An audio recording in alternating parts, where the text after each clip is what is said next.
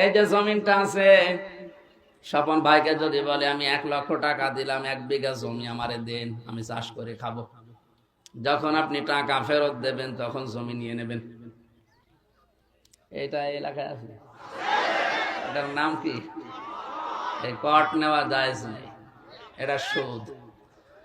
আর আমরা সবাই এখানে কম বেশি জানি, নারী পুরুষ সবাই, যে সুদ খেলে মায়ের সাথে জেনা করার গুনাহ হয়।